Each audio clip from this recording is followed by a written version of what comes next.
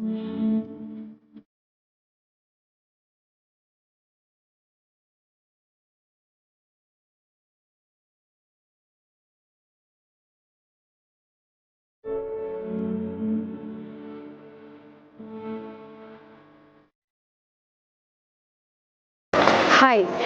മാസ്മരിക മീഡിയയുടെ പുതിയൊരു എപ്പിസോഡിലേക്ക് ഏവർക്കും സ്വാഗതം. ഇന്ന് ഞാൻ നിൽക്കുന്നത് മലപ്പുറം സഹോദയ ഒരുക്കുന്ന ടീച്ചേഴ്സ് കലോത്സവത്തിൻ്റെ വേദിയിലാണ്. വിവിധ കലാപരിപാടികളുമായി മലപ്പുറം സഹോദയ ടീച്ചേഴ്സിന് വേണ്ടിയിട്ട് ഒരു വേദി ഒരുക്കിയിരിക്കുകയാണ്. സ്കൂൾ കാലഘട്ടത്തിലും കോളേജ് കാലഘട്ടത്തിലും ഒരുപാട് കഴിവുകൾ തെളിയിച്ച അധ്യാപകർക്ക് ഇന്നും വീണ്ടും അവരുടെ കഴിവുകൾ പൊടിതട്ടിയെടുക്കാനുള്ള ഒരു അവസരം കൂടി നൽകിയിരിക്കുകയാണ് മലപ്പുറം സഹോദയ.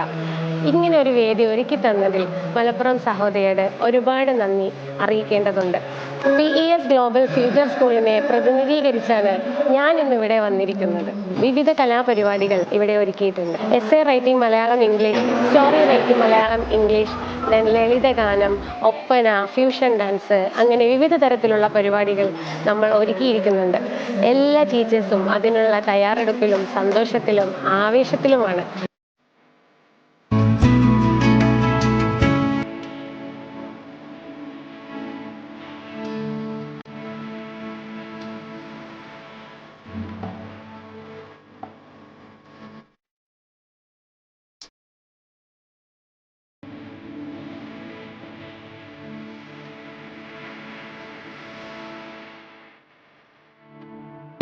മലപ്പുറം CBSE സഹോദയ സ്കൂൾ കോംപ്ലക്സിൻ്റെ രണ്ടാമത് അധ്യാപക കലോത്സവമാണ് മഞ്ചേരി ബെഞ്ച്മാർക്സ് ഇൻ്റർനാഷണൽ സ്കൂളിൽ അരങ്ങേറുന്നത്. മലപ്പുറം ജില്ലയിലെ 62 CBSE വിദ്യാലയങ്ങളിൽ നിന്നുള്ള 1300-ൽ പരം അധ്യാപകരാണ് 30 ഇനങ്ങളിൽ മാറ്റുരക്കുന്നത്. 7 വേദികളിലായാണ് കലോത്സവം സംഘടിപ്പിച്ചിട്ടുള്ളത്. 6 മണിയോടുകൂടി കലോത്സവത്തിൻ്റെ സമാപനമുണ്ടാവും എന്ന് പ്രതീക്ഷിക്കുന്നു.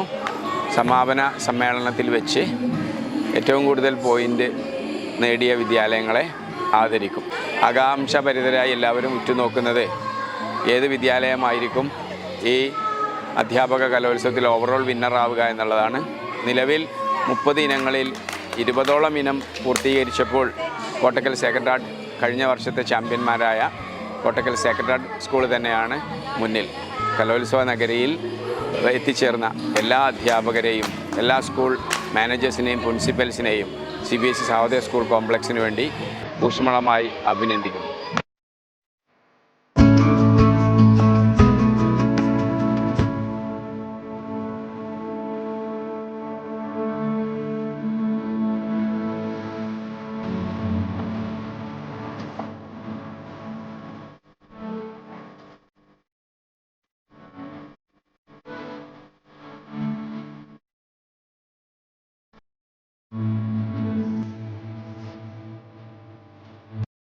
ഞാൻ ഉണ്ണികൃഷ്ണൻ, ബെഞ്ച്മാർക്ക് ഇൻ്റർനാഷണൽ സ്കൂളിൻ്റെ പ്രിൻസിപ്പളാണ്.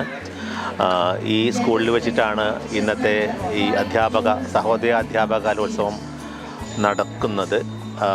മലപ്പുറം സഹോദയയുടെ മെമ്പർ സ്കൂൾസായിട്ടുള്ള അവിടുത്തെ ടീച്ചേഴ്സിനുള്ള കലോത്സവമാണിത്. അപ്പോൾ ഇത് രണ്ടാമത്തെ പ്രാവശ്യമാണ് മലപ്പുറം സഹോദയ ഈ കലോത്സവം നടക്കുന്നത്. കഴിഞ്ഞ വർഷമാണ് ആദ്യമായിട്ട് ഇത് തുടങ്ങിയിട്ടുള്ളത്. ടീച്ചേഴ്സിനും കൂടി ഈ ടാലൻറ്റ് ബിൽഡിംഗ് അപ്പ് അത്യാവശ്യമാണ് എന്നുള്ള ഒരു കാഴ്ചപ്പാടിൻ്റെ അടിസ്ഥാനത്തിലാണ് സഹോദയ ഈ കലോത്സവം തുടങ്ങാനുണ്ടായ കാരണം.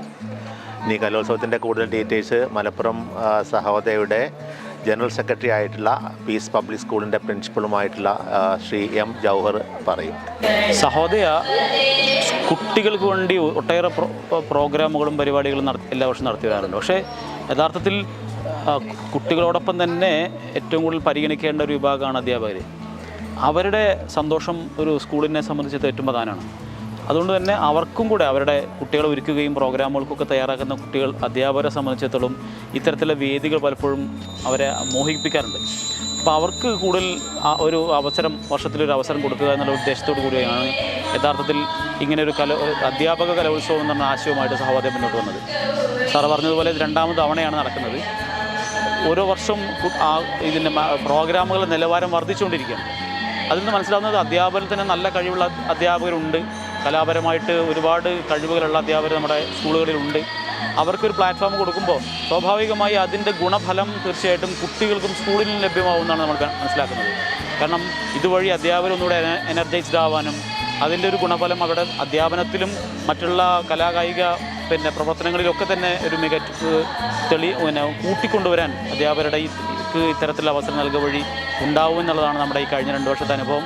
വരും വർഷങ്ങളിലും ഇത്തരത്തിലുള്ള പ്രോഗ്രാമുകൾ വിപുലമായി തന്നെ നടത്താൻ സഹോദയ ആഗ്രഹിക്കുന്നു.